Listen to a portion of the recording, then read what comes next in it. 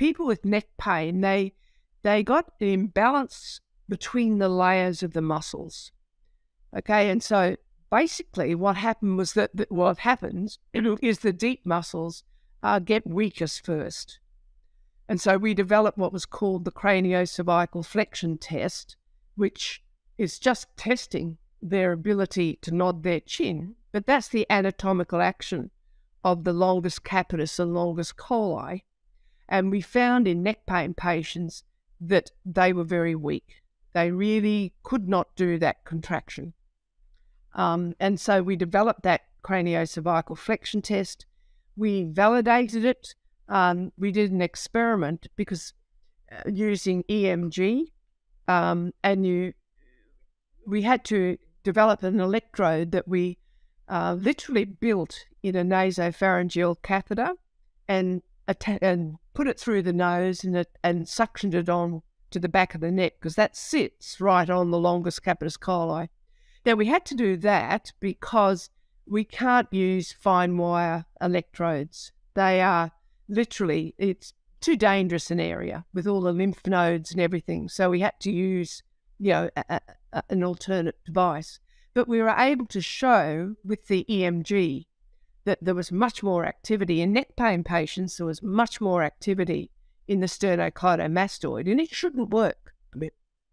It's not.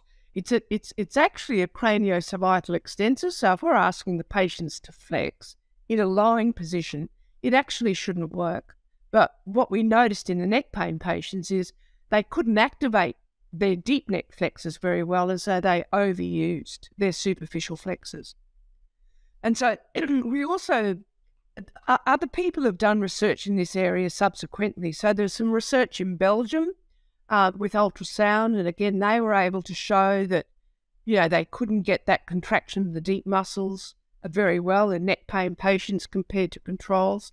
And then some other research is also showing a similar type of thing happening with the neck extensors, like the deep muscles. All the muscles will get weak, but the deep muscles get relatively more weak than the superficial muscles. Okay, so I suppose that was one of our major areas of research, was showing that there was an imbalance between these layers. And then we started asking the question, well, so what does that mean for rehabilitation? And what we found was, if you just did head lift exercises or general exercises, that the sternomastoid, for example, was very, very happy to work, but the deep neck flexors didn't work. And so that's where we started on this rehabilitation, which I can talk about later, where we look at activating those deep muscles first and getting the balance right between the two layers, and then we can exercise the whole system. But you've got to restore that balance between the muscle layers. So we call it improving their motor control before we get on to, before we get on to strengthening, etc.